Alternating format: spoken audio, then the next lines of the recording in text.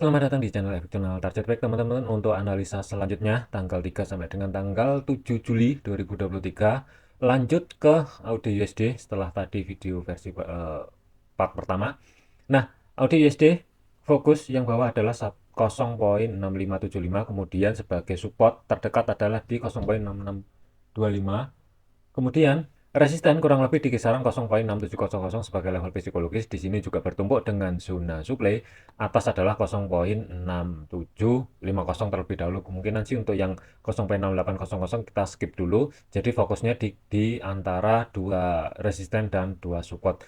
Hati-hati karena potensi nanti ya di hari Selasa itu kemungkinan kenaikan suku bunga juga ada, tetapi aktualnya nanti akankah netral atau sesuai dengan yang diprediksi naik 15 basis point atau justru malah surprise lagi kayak bulan lalu, mendadak naik 2 kali lipat untuk suku bunganya dari segi RBI. Kalau misalkan itu terjadi, mungkin dari segi teknikal, kalau mungkin netral aja tidak ada kenaikan suku bunga atau mungkin sesuai dengan eh, yang diperkirakan 15 basis point, mungkin ini akan terjebak di dua area antara zona supply dan zona demand yang ada di bawah sampai salah satu zona ini break, baru nanti akan kelihatan akankah kembali ke atas atau ke bawah. Cuman dari segi technical analysis kita lihat dulu, karena harga kemarin itu di minggu yang lalu sudah mulai masuk ke zona supply yang ada di 0,6720 sampai dengan 0,6667 dan harga ke reject kembali. Jadi waspada, mungkin fokus pertama ada di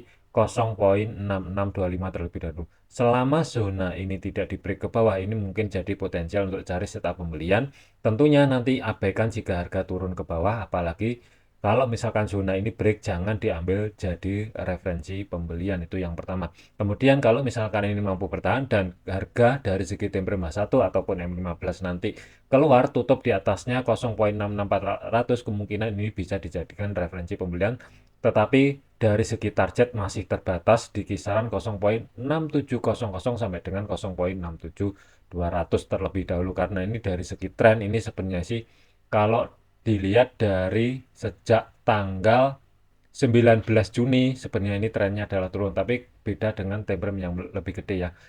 Kita ambil dari segi time frame 4. Nah, kalaupun misalkan digambar untuk referensi pembelian, kurang lebih ya nanti abaikan jika zona ini break, jangan diambil, potensial lanjut ke bawah sepertinya masih ada. Tetapi kalau eh, zona ini bertahan, kalau ada konfirmasi pembalikan arah, mungkin referensi pembelian otomatis nanti akan terjadi, tapi sebagai batasan target ya kurang lebih 0,6700 sampai dengan 0,67200 maksimum ruang gerak sekitar, kalau kita ambil tengah-tengah sekitar 70 pip dengan risiko sebagai histori low yang kemarin itu ada di 0,6595 kurang lebih ya sebagai history low. Kemudian kalau kita kasih label untuk batasan sebagai stop loss di 0,6585 kurang lebih di sini sebagai stop lossnya ruang gerak sekitar 55 pip, kemudian entry-nya nanti kurang lebih di kisaran area 0,6650 kurang lebih ya, antara 6650 sampai dengan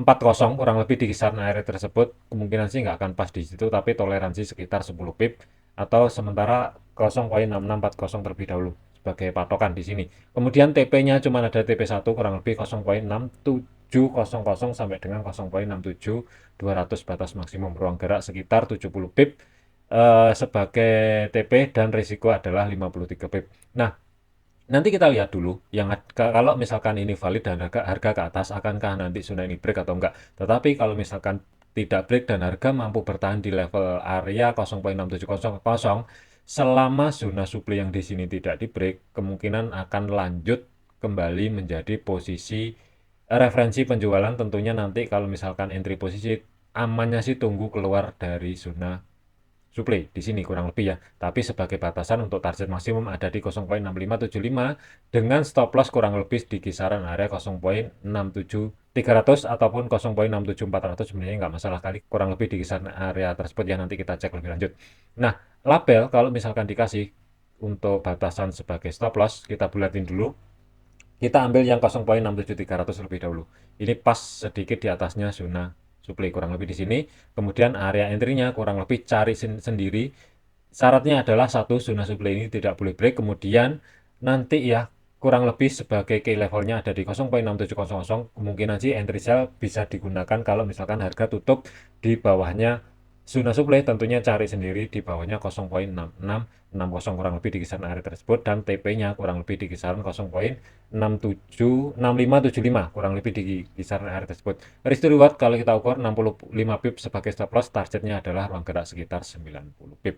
Nah, selanjutnya adalah USD CAD. USD CAD dari segi time frame 4 sebenarnya ini sideways, tapi ini planning minggu lalu TP1 sudah tercapai, tinggal nunggu TP2-nya ini akankah tercapai atau enggak. Cuman yang akan menjadi fokus tentunya kita bahasin sebagai level area support, mungkin batasan terbawah kemungkinan sih berat, kecuali dari segi FOMC dan NFP di Kamis dan Jumat itu nanti negatif, mungkin akan tercapai di 1,3100. Tetapi kita nggak expect dulu karena di atasnya masih ada dua zona support juga yang bertemu dengan demand yang ada di 1,3150, kedua adalah 1,3200 sebagai level psikologis. Terus yang atas masih tetap 1,3350, kemudian yang paling atas kemungkinan sih agak berat 1,3450, tetapi sebagai referensi ini fleksibel, ada dua zona mungkin yang akan dijadikan acuan untuk cari setup pembelian. Yang pertama adalah zona demand di sini yang didukung dengan level psikologis sebagai support ada di 1,3200. Selanjutnya adalah yang terbawah adalah 1,3150, selisihnya adalah 50 pip. Referensi tentunya sih pembelian, tetapi nanti kita cek lebih lanjut pola yang terbentuk itu seperti apa. Soalnya ini mepet banget meskipun selisih 50 pip, tapi kalau digunakan untuk outlook mingguan sebenarnya ini mepet. Fleksibel aja antara cari di kisaran 1,3200 selama harga tidak mampu tutup di bawahnya level area tersebut. Amannya sih tunggu keluar kembali ya nanti kalau misalkan terjadi penurunan kembali dari segi time frame H1 di hari Senin ataupun Selasa, tapi fokusnya masih tetap ke level terdekat ada di 1,3200, antara 1,3216 ataupun sampai dengan 1,32200 kurang lebih di kisaran harga tersebut. Itu untuk referensi yang pertama, cari setup pembelian, atau kalau misalkan harga mampu tutup di bawahnya 1,3200 masih belum ada konfirmasi pembalikan arah, mending tunggu yang ada di kisaran di atasnya 1,3150. Selama karena ini pola masih belum terbentuk, jadi kita antisipasi di sini dulu. Tetapi untuk targetnya ini fleksibel aja. Sebagai TP1 ada dua sebenarnya. History high yang kemarin kurang lebih 1,32800-an kurang lebih di situ sebagai TP1. Kembali lagi untuk TP2 masih tetap ada di 1,3350 terlebih dahulu, ruang gerak sekitar perkiraan 130 pip. Nah, untuk stop loss sendiri, stop loss sebenarnya ya ini ada dua. Bisa pakai yang ada di 1,31700 di sini, atau karena ini mepet dengan zona demand yang kedua, bisa pakai yang ada di bawahnya ruang gerak sekitar 85 pip. Jadi ini fleksibel, nanti tunggu pola yang terbentuk itu seperti apa, baru nanti ini bisa dijadikan patokan akankah entry di sini atau justru di zona demand yang di bawah. Jadi ini masih sementara fleksibel dulu sampai nanti nunggu pola yang terbentuk di hari Senin ataupun Selasa itu seperti apa, baru nanti ambil keputusan. Oke, ingat jadikan sebagai referensi, jangan dijadikan sebagai patokan. Labelnya 1,31400 kurang lebih di sini sebagai batasan untuk stop loss. 1,31400 area entry fleksibel. Kalau misalkan dapatnya nanti ternyata harga ke bawah mendekati 1,31500, otomatis ini stop loss harus di-adjust di bawah. Tapi selama pola itu belum terbentuk, nggak masalah pakai yang ada di 1,31400 terlebih dahulu. Area entry kurang lebih 1,32100 sampai dengan 1,32200 kurang lebih di kisaran area tersebut. Untuk TP1-nya bisa pakai yang ada di 1,32800 terlebih dahulu sebagai history high yang sebelumnya. Kemudian maksimum TP2 adalah 1,3350. Selanjutnya adalah USD Swiss. Dua candle H4 kemarin itu kuat sekali ke bawah, tapi kalau dilihat dari segi time frame yang lebih gede tentunya sebenarnya harga masih nggak kemana-mana, masih berada di ruang area channel. Batasan terbawah untuk saat ini adalah di 0,8925 yang terdekat, kemudian di bawahnya 0,8900 yang terjauh untuk sebagai supportnya 0,8850. Nah, akankah nanti harga mampu break ke bawah kehilangan support terdekat yang ada di 0,8925 atau tidak? Kemungkinan sih ke levelnya ada di level area tersebut. Kalau misalkan harga bertahan, potensial harga kembali ke atas, satu sideways, itu yang pertama. Yang kedua adalah kalau misalkan break dari area channelnya dia, kemungkinan 0,9050 terlebih dahulu akan dicapai. Tetapi Kalau misalkan sampai kehilangan support yang ada di 0,892 mungkin referensi selanjutnya masih tetap sell tapi batasannya mepet. 0,8900 ini juga ada support terdekat sebelum harga lanjut ke bawah. Jadi ini sebenarnya netral dulu aja. Mungkin untuk referensi sell masih belum ada kecuali harga mampu tutup di bawahnya 0,8900.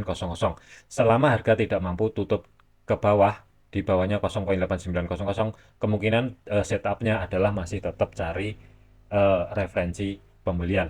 Kalaupun misalkan digambar untuk referensinya, ini sebenarnya sih kalau mau langsung entry sih sebenarnya nggak masalah, tetapi lebih prefer nunggu pembentukan pola yang ada di time frame 1. Nanti perhatikan dulu aja zona di sini break atau enggak. Cuman kalau nggak break sih nggak masalah. Ruang gerak untuk stop loss sih amannya sih taruh di bawahnya zona demand yang terbawah di sini kurang lebih di 0,8885, kurang lebih di kisaran area tersebut, sedikit di bawahnya ruang gerak sih kemungkinan cukup.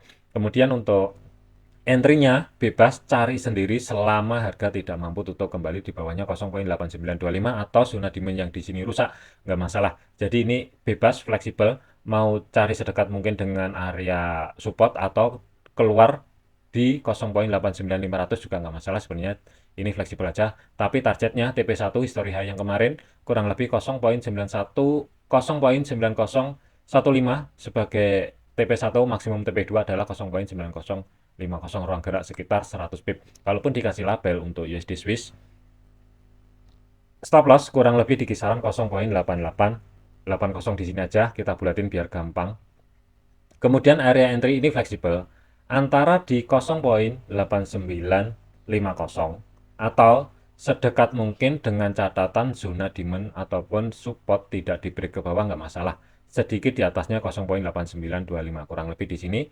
Terus area untuk TP1-nya sebagai story high yang kemarin itu kurang lebih kalau kita belakang bisa pakai yang ada di 0,9015 kurang lebih di sini. Kemudian TP2 kurang lebih 0,9050 sebagai level resisten yang terdekat untuk saat ini. Risikonya 68 pip sampai 68 sampai dengan 70 pip sebagai stop loss. Maksimum TP adalah 100 pip kurang lebih di kisaran area tersebut. Nah, untuk USD CPY dari segi time frame H4 ataupun H1 kemarin itu di minggu yang lalu ini masih ada potensial terkoreksi ke bawah, tapi batasannya itu yang terdekat hati-hati di 144 ini juga ada support pertama yang didukung dengan zona demand, kemudian terbawah itu ada lagi nanti di kisaran area 143.00 yang bertumbuh dengan zona demand yang kedua yang akan menjadi fokus minggu ini. Terus untuk yang resistennya masih tetap 145 ini sudah dites kemarin, harga mampu bertahan dan koreksi ke bawah. Batasan maksimum teratas adalah 146.00. Ini sih sebenarnya fleksibel aja. Referensi masih tetap cari setup pembelian karena antisipasi, karena ini kan harga masih kuat ke atas, tetapi waspada. Ini juga bisa jadi bumerang kalau misalkan harga ternyata koreksinya itu zona demand di sini break, kemudian mungkin sementara akan menjadi referensi untuk sell dari segi tren jangka pendek sebelum nanti kita pikirin yang ada di 143.00 ini baru cari setup pembelian kembali. Jadi ini hati-hati, waspada untuk USD JPY. Nah, ini kita fokus dulu yang ada di 144.00. Selama zona ini bertahan, kemungkinan referensinya masih tetap cari setup pembelian, tetapi satu kondisi nanti jangan buru-buru entry, abaikan jika zona demand ini break. Konfirmasinya adalah nanti kalau misalkan harga masuk ke zona demand, konfirmasi pembalikan arah mungkin kelihatan jelas itu kalau tutup di atasnya 144.00 mungkin akan kelihatan. Kemudian targetnya ini ruang gerak sekitar kalau pembulatan 200 pip dengan risiko stop loss kurang lebih 60 pip di bawahnya. Kemudian untuk labelnya, kalau stop lossnya kurang lebih 143.400, sementara di sini dulu sambil nunggu nanti kelihatan untuk polanya seperti apa. Kemudian area entry-nya cari sendiri selama zona demand ini utuh, tidak mampu break ke bawah nggak masalah kalau mau cari setup pembelian. Amannya sih di atasnya 144.00, bisa 144.100 juga nggak masalah. Terus TP1-nya itu kembali lagi 145.00 sebagai TP1, kemudian TP maksimumnya ada di kisaran area 146.00. Kurang lebih kalau misalkan diukur untuk risk to reward-nya sebagai stop loss itu perkiraan antara 67 7 sampai dengan 70 pip sebagai stop loss-nya. TP-nya sebagai TP1 adalah 90 pip, TP2 masih ada ruang gerak sekitar 190 sampai dengan 200 pip. Terus hati-hati kalau misalkan zona demand di sini break, mungkin ini dalam segi tren jangka pendek mungkin akan menjadi potensi untuk cari setup sell terlebih dahulu sebelum nanti di kisaran 143 ini ambil ancang-ancang untuk swing, tentunya cari setup pembelian tapi targetnya masih tetap di 146.00, tetap waspada. Hati-hati, ini bisa menjadi potensi dua arah juga bisa. GBP JPY selanjutnya adalah ini sih mulai kelihatan membuat channel pelan-pelan ngerambat ke atas sebenarnya, tapi hati-hati, zona supply yang bertumbuk dengan level area resisten 184.00 ini sudah dites dan harga dua kali reject ke bawah. Nanti sebenarnya sih fokusnya masih tetap berdekatan di 182.00 sebagai support yang akan menjadi fokus minggu ini. Kemudian zona supply masih tetap ada dua dulu yang bertumpuk dengan resisten 184 dan 185.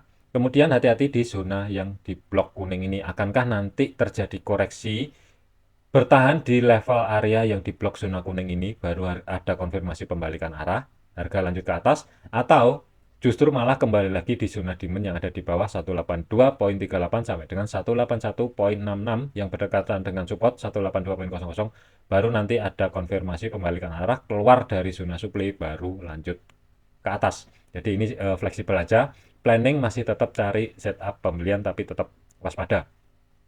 Kalaupun misalkan digambar untuk referensinya adalah di sini area entry fleksibel antara di bawah.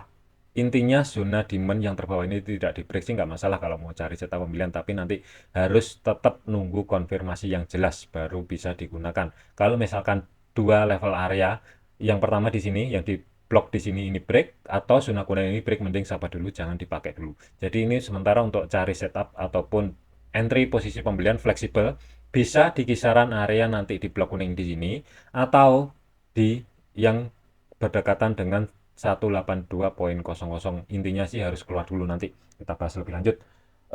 Sementara karena pola belum terbentuk, nanti nunggu hari Senin di sini dulu. Risk rewardnya sih ini lumayan gede. Ruang gerak untuk stop loss itu tentunya masih tetap seperti minggu yang lalu di atas 100 pip. Kalaupun dikasih label, untuk stop lossnya kurang lebih di kisaran 181.600 sebagai stop loss. Kemudian area entry-nya ini fleksibel, bisa cari di sini selama ada konfirmasi pembalikan arah di 182.800 nggak masalah. Atau kalau misalkan ini di break ke bawah, zona yang di blok kuning ini tunggu yang ada di sini kurang lebih di kisaran 182.400. Jadi ada dua yang akan menjadi potensi untuk cari setup pembelian kembali.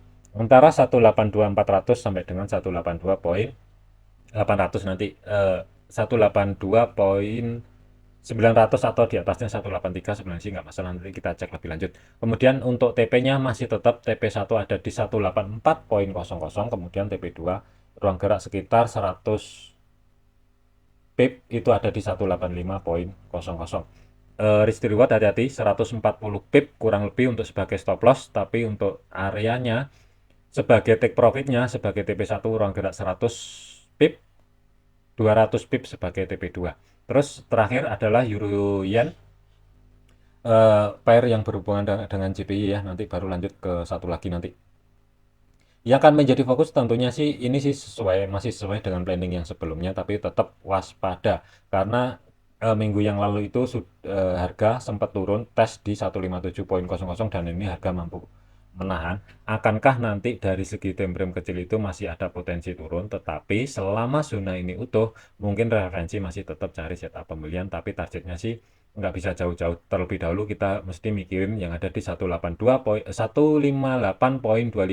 sebelum nanti maksimum target ada di 159.75. Tetapi dengan satu catatan, kalau misalkan harga mampu lanjut ke bawah dan tutup di bawahnya 157.00, mungkin ini akan menjadikan referensi sell dari segi tren jangka pendek sebelum nanti cari setup pembelian kembali di kisaran 156.00. Jadi ini juga sama statusnya, potensi dua arah juga bisa.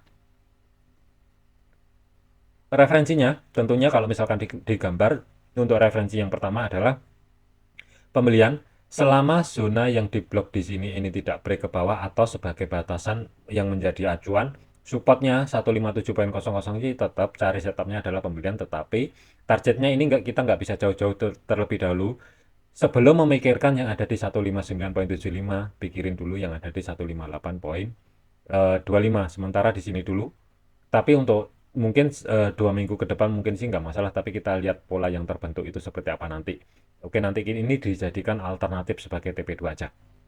Nah, untuk stop loss di sedikit di bawahnya history low yang terbentuk di tanggal 30 Juni kemarin, kalaupun dikasih label untuk batasan stop loss 156.50 kurang lebih di kisaran area tersebut, kemudian area entry selama harga tidak mampu break di level area zona yang di blok ini nggak masalah, nanti cari konfirmasi pembalikan arah dari segi time frame yang lebih kecil, tutup di atasnya 157.00 baru nanti mungkin akan menjadikan referensi pembelian 157.100 kurang lebih di kisaran area tersebut sebagai TP-nya, TP1 balik lagi di 158.25 kurang lebih di sini. Kemudian TP2 masih tetap histori batas maksimum untuk cari setup pembelian adalah 159.75 kurang lebih di kisaran area tersebut. Tetapi kalau misalkan harga ternyata break ke bawah, tutup di bawahnya 157.00, mungkin ini akan menjadikan alternatif cari setup penjualan terlebih dahulu. Tentunya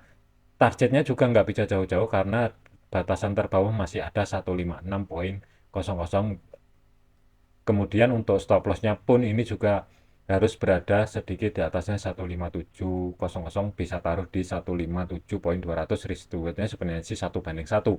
Tetapi karena ini ngelawan tren, jadi kita nggak bisa nargetin jauh-jauh terlebih dahulu yang ada di 154.75. Oke, ini sebagai skenario alternatif aja. Untuk yang terakhir adalah mungkin Audi Swiss. Nah ini eh, kemarin sejak tanggal mulai penurunan ya, dari tanggal 20 Juni sampai di tanggal kemarin itu 29 Juni 2023, sebelum di sesi akhir minggu yang lalu itu koreksi kurang lebih tutup di kisaran sedikit di atasnya sebagai level area support 0.5950. Nah, akankah nanti harga balik ke bawah tutup di bawahnya 0.5950 baru menuju ke level area support yang ada di 0.5900 sebagai level psikologis, baru harga kembali ke atas, atau ternyata masih tetap tertahan di 0.5950 dan harga tidak mampu lanjut ke bawah, justru malah kemungkinan ada potensi konfirmasi pembalikan arah dan harga lanjut ke atas kurang lebih di kisaran 0.6025 dan batasan maksimal adalah 0.6075. Sebenarnya sih planningnya adalah sementara tetap memanfaatkan kalau misalkan terjadi koreksinya dari segi time frame 4 tentunya, tetapi kita fokus ada dua. Ini juga sama statusnya adalah fleksibel aja. Tentunya referensi pembelian tetapi ini fleksibel.